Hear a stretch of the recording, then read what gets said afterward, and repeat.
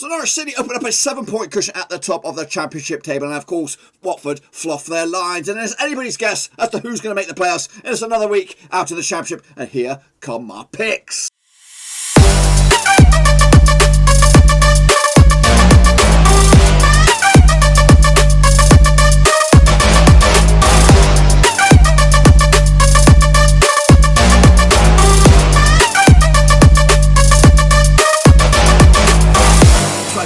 Another purchase show today. We take a look at match number 34 out of the Championship, and we'll get to that in just 1 second. If you're new to the channel, I'm asking you, where the heck have you been, boys? Of course, we bring you bang up to date with all things Blackburn Rovers related. We are shit. Championship related. World football related. All here under one rooski. That's right. Just another week. Games are coming thick and fast. And of course, we're going to have my picks in just a second. Of course, a big shout out to the Band of Brothers. Not my Blackburn Rovers, but the Patreons, that's right. 25 lovely specimens. We're trying to get those numbers up there, boys. If you are interested in supporting the channel in another way, you could become the latest member of the Patreon. There is a link down below. Check it all out. Patreon.com/Roverseas, of course. So let's take a little look at it. Of course, we ain't wasting no more time. We're going to take a look at my picks, then we'll take a look at your picks, and of course, then we'll kick off forward to the next round of matches. Here we go. We did kick all off on Friday. Of course, it was Derby Forest. Bit of a derby, this bad boy. Colin Kazim-Richards, ex-Rover on the score sheet, levelling for Derby late on after James Garner opened up scoring for Forest. All square there, and I called it, and I think a lot of us did call that 2-2 for me. Meanwhile, into Saturday's games. The early gap match was, of course, 1-0 for Bournemouth. Gruenveld on the score sheet for Bournemouth. João Pedro and Jack Wilshere, apparently he got himself sent off for fighting right at the end there in the late stages of that match. So 1-0 for Bournemouth, 2-1 for me for Watford. Fluffed their lines. Bournemouth right back in it, of course. Birmingham, though, also keeping themselves up and at them, scrapping for their lives on the foot of the table. 1-0 win for them was my pick. 2-1 was the final score, is that right? Yes, it was. Goal scorers were Christian Pedersen, of course, and Helanovic as well. Charlie Austin scores goals at this level for QPR. Fortunately, they fluffed their lines. Another team that fluffed their lines was Rovers. 1-1 in the end. Ben Pereira on 27th minutes, of course. Matty James equalised. Leo Ostergaard got himself off. We did do a watch along on that one, and I was still very upset. So yes, I predicted a win, but do you know what? I can't be bothered.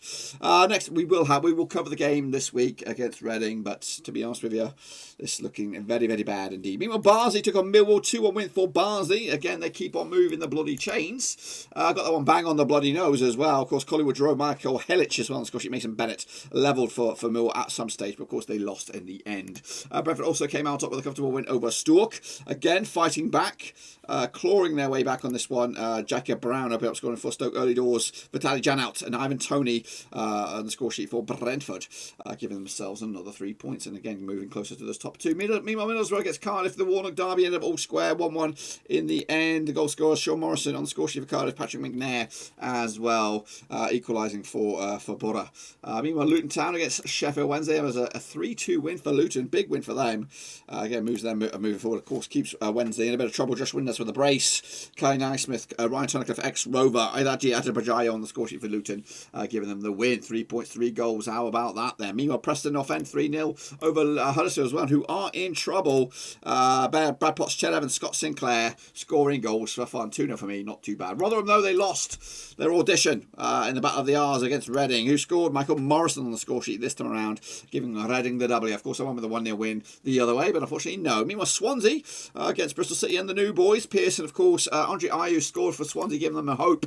I actually went with a full goal thriller myself, but I got with a 2-2 draw. It was a 3-1 win going in favour of Bristol City. Naki West, Kelsey Palmer and Antoine Siminiano on the score sheet there, of course, giving Bristol City the W. And of course, the late game or the early game, depending on how you look at it, of course, on Sunday, Norwich coming out top with a 2-0 win. Timo Pukki and Amadar on the score sheet, giving them the W. 2-0 in the end. And as you can see, I did pretty good for myself. I got myself 5, 6, 7, 8. 8 out of 12, which is good. It's not great.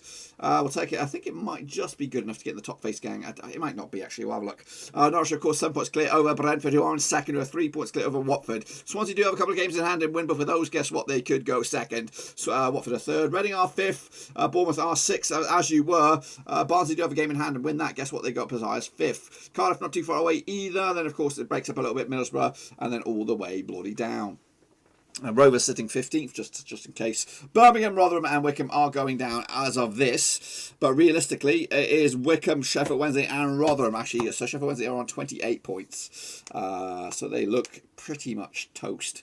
Rotherham keeping their heads above, well, in the discussion just yet. But of course, they've got a couple of games in hand. They need to win both of those to put the likes of Birmingham, Coventry, and even Huddersfield in the mire, really. So we'll see how all that pans out. It could go either way. Of course, this is I don't make it. I just don't make it. In order for you in the shitface gang, 5 to 9, Sheffield Club, and 10 plus. You're in the top bins, lads. I think there might be one of those.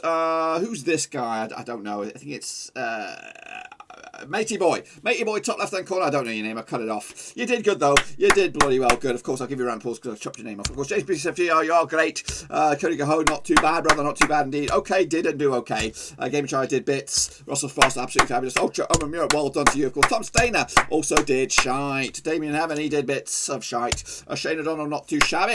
Vincent Ong did bits, of course. Escobedo did shite, but it's okay. It's alright. Ollie Trafford did okay. Of course, Joachim Jackson, absolutely fabulous. Shepard did bits as well. Roberto Hollis did alright, as did England 2021, not too shabby. Jamie Gold did poop.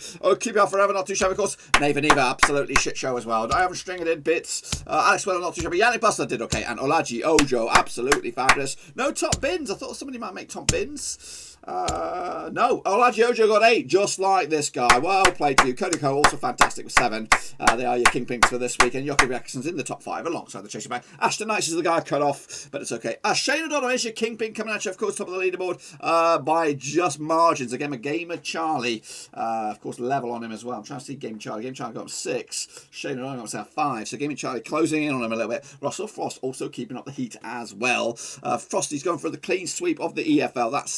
That's tremendous there if he managed to do that in, of course, the first season of the Prediction League. We'll be coming back for another season of the Prediction League, but it will change, and I think we're going to introduce, I don't know yet, I've got to see how it all pans out, but for when the World Cup qualifiers come around, we'll probably launch the new system of predictions for that division, and then it will hopefully be a familiarity for when we kick off the new season next year, of course. Here we go. Of course, games come thick and fast, and we're going to jumped straight in the deep end, of course, with a fruity one. It's Cardiff up against Derby County. Of course, picture of the last 6. 2 wins for Cardiff, 1 win for Derby, 3 draws. Last time around, of course, in Wales was 2 win for Cardiff back in July 2020. In lockdown, of course, Junior Hoyt on the score sheet, Lee Tomlin as well. Jason Knight get the goal for Derby. Also, picture of this season at Pride Park, it was also a 1-1 draw. Martin Waghorn, Kiefer Moore on the score sheet. And of course, Cardiff coming into this undefeated in the last 9 matches. Of course, McCarthy's doing absolutely fabulous at the moment. They're coming into this winning 5 of the past 6. Their only hiccup was the draw against Middlesbrough. Meanwhile, Wayne Mooney FC also are doing very, very well. Just 1 defeat in the past 5. That was against Watford, of course, as well. I'll look at the bookies' odds on this son of a gun. I'll get to them in just a second. Here it's coming at you, of course, at Cardiff, coming to even Stevens for the victory. 14-5 is your Derby. Of course, 12-5 is the W. Of course, Cardiff sit in 8th, but a win for them, they could go as high as 6th. Derby down to 18th, but of course, a win for them, they could go as high as 14th in the table. It's going to be tough, this one, but I think Cardiff will nick it. Mick McCarthy's got them working an absolute treat. Meanwhile, of course, Coventry City taking, of course, Middlesbrough, of course, down at St Andrews, of course, played for the last 6, 2 wins apiece and 2 draws last round. In Coventry, or Rico, or wherever it was back in 2012, in the Championship, it was a 3-1 win for Coventry. McSheffrey, Nimley, and Matthew Bates, Mr. Bates to his names, of course, with big fat OG. Kevin Thompson got sent off, as did Julio Arca. Scott McDonald also got the goal for Middlesbrough. Meanwhile, of course, the pressure of this is down the Riverside was a 2-0 win for Middlesbrough. Bristol Somalonga and DJ Spence on the score sheet, of course. Coventry keeping a clean sheet in 6 of the last 8 home matches. They're coming to this, though, just 1 win in the past 6. That 1 was against Brentford. Meanwhile, Middlesbrough just 1 defeat in the past 4. That 1 defeat was against Bristol City. Of course, new manager bounce potentially there. New War, of course, bookies odds on this one, 2-1 for Coventry. 29-20 is your Borough, 11-5 is the draw. Of course, Borough coming at you out in 9th, but a win for them, they could go 8th. Coventry are down into 20th, but a win for them, they could go 18th in the table. For me, we saw Coventry on the day. I think they'll get another win, another draw, another point in the bag, move the chains a little bit, and of course, stop Middlesbrough from kicking on forward with Warnock. Next, of course, Millwall up against Preston. This one's difficult, of course. Take a look at this one. Place of the last 6, 3 for Millwall, 2 for Preston, 1 draw last time around. At the Den was a 1-0 win for Millwall back in, of course, August 2019 with fans. Jed Wallace on the score sheet. However, they did play each other this season at Deepdale. It was a 2-0 win for Millwall as well. In fact, Millwall won the last 3 against Preston in quick succession, yet to concede a goal in the last 3. Kenneth Zahore, Jed Wallace on the score sheet for Millwall. Millwall have actually won the last 3. Yes, we talked about that. Heading into this, though, Millwall without a win in 3, of course, drawing 2, losing 1. That's good for Rovers. Of course, if Preston can add to that, they might leave Rovers a bit of something, a chance for them to nick something when they meet. Of course, Preston coming into this just one win the past 4 games. Of course, beating Huddersfield convincingly 3-0 just the other day. Look at the bookies odds on this one then, Shower. Of course, Millwall coming at you 11-10 for the Richie Nan Forest draw. 14-5 is your North End. North End coming at you out in, of course, 13th, but a win for them. They could go as high as 10th. Millwall down to 12th, but a win for them. They could go as high as 10th as well. I've gone with a 2-1 win for Preston on this one on the road. Maybe put a bit of a stop to Millwall and maybe restart their own season, of course. Huddersfield taking a look at Birmingham in a relegation 6-pointer. Must win for either of these two sides to get themselves up and clear. Played to the last 6, 2 wins apiece and 2 draws last time round in Huddersfield. The John Smith's Kirklees Stadium, whatever you want to call it, was a draw back in November 2019. Lucas Chikowicz on the score sheet. Fraser Campbell getting a goal as well. They also played each other this season at St Andrews back in October as a 2-1 win for Birmingham. Chikowicz on the score sheet again. Gardner as well for Birmingham. Isaac and Penza getting the goal for Huddersfield. Meanwhile, Huddersfield drawing the last 4 home matches against Birmingham in all comps. Birmingham undefeated in the last 7 away against Huddersfield in all competitions as well. Just 2 wins. Well, actually 2 wins in the past 3 for Birmingham. They're pulling the socks up a little bit. Meanwhile, just 1 win in the past 6 games for Huddersfield. That was, of course, that convincing win against Swansea. Look at the bookies odds on this one then, shall we? 7-5 for Huddersfield. 21-10 is your draw. 11-5 is the Birmingham. Birmingham coming at you in 21st, but a win for them. They could go as high as 19th. And sitting in 19th will be Huddersfield, but a win for them. They could go as high as 18th. Yes, close. 0-0. Can't separate the two sides. What about you? Forest taking, of course, Luton Town, of course. Mid-table crunch clash, you would say. Played to the last 6. 3 wins for Nottingham Forest, 2 wins for Luton, and 1 draw last time around. At Forest was a 3-1 win for Forest back in January 2020. Joe Lolly with a brace, Lewis Graben as well. Harry Cornick getting a goal for Luton. Of course, they played each other at Kenilworth Road this season. Back in October was a 1-1 draw. Glenn Ree scoring at either end. Nicholas Owen, who got himself sent off for Forest. Heading into this, Forest keeping a clean sheet in 5 of the last 7 home matches, and of course looking good. Just 1 defeat in the past 6 games. That 1 defeat was against Swansea. On the flip side, just 1 win in the past 4 games for Luton. That was against Sheffield Wednesday, and it was a 5-goal Bobby Dazzler. Look at the bookies odds on this one. Forest 20-19 on for the victory. They are your favourites. 12-5 is draw. 14-5 is your Luton. Luton coming at you out in 14th, but a win for them. They could go 12th. As for Forest, they're down as a 16th, but a win for them. They could go swell off as well. Of course, we're trying to move the chains. Forest will win this one 2-1 at home. No problems asked. There we go. Here is the game of the weekend, or the midweek. Of course, Reading up against Blackburn on Tuesday. Of course, all eyes will be on it. Watch along and all. Of course, play each other last 6. 3 for Reading, 2 for Rovers, 1 draw last round.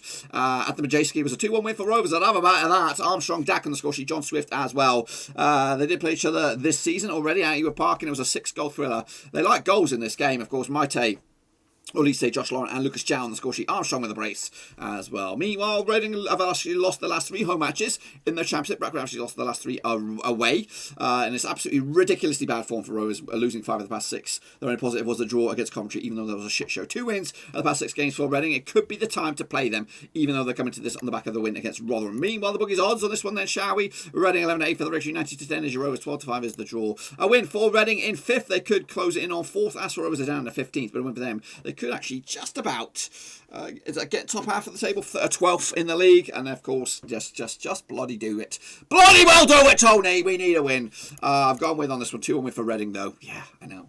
I'm going for the points. I need the points in my prediction league. Next up, of course, we're going to Wednesday's action. Norwich, of course, taking on Brentford. It's first against second. Of course, a win for Brentford. Guess what? It puts a bit of a spark left into this title chasing, of course. I played the last 6 teams apiece and 2 draws. Of course, last round in Cardiff Road was back in 2018. It was a 1-0 win for Norwich Bowenda on the score sheet. However, they also played each other in Brentford this season. Back in October, there was a 1-1 draw. Tony and Kenny McLean on the score sheets for the respective club. Norwich keeping a clean sheet in the last 5 of the last 7 matches at home. They're also undefeated in their last 14.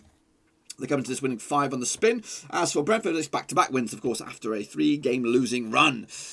Turning the corner at long last. Bookies odds on this one, 23-20 for Norwich, 23-10 is your draw, 23-10 is also your away win, that is Brentford. Brentford are second win for them, they could close in.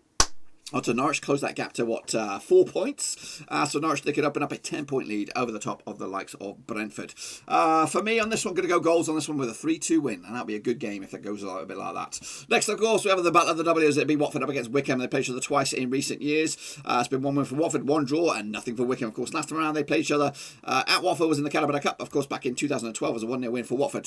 Chris Awilimomo on the score sheet, of course, and they also played each other this season at Wycombe as a 1-1 draw. Sam on the score sheet and Anthony Stewart as well. Watford have actually won 5 of the last 6 home matches in the Championship, whereas Wycombe have actually failed to win 9 of the last 10 away matches as well. They come into this just 2 defeats of the past 5 games for Wycombe, losing to Norwich just today and also losing to Derby. As for Watford, they've actually won 4 of the past 5 games. The only hiccup was against Bournemouth just recently. Of course, look at the bookies odds on this one then, shall we? Of course, Watford coming at you out of the old bookies. 11-4 on for the victory, 4-1 is draw, 52 is your Wycombe. Of course, Wycombe are rooted, but a win for them, they could close it in on Sheffield Wednesday. As for Watford, they are third, but a win for them, they could go second, depending on goal swing on this one. Watford will win this one as well, 2-0 to strengthen their case for top 2. QPR taking on, of course, Barnsley. Of course, 2 really good form teams, but QPR are slipping up recently, but Cardiff keeping on. Of course, played the last 6 2 for QPR, 3 for Barnsley, 1 draw. Last round in Loftus Road was the 1 win for Barnsley, of course, back in June 2020 without fans. Elliot Simoes on the score sheet for Barnsley. They also played at Oko this season, of course, 3-0 win as well.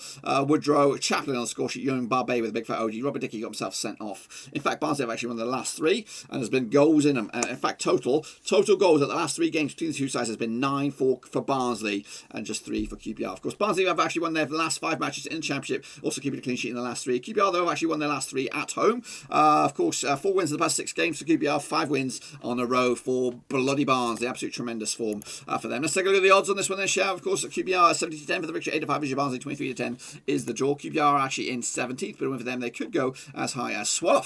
As for Barnsley, they're in 7th, but a win for them, they could go bloody 5th in the...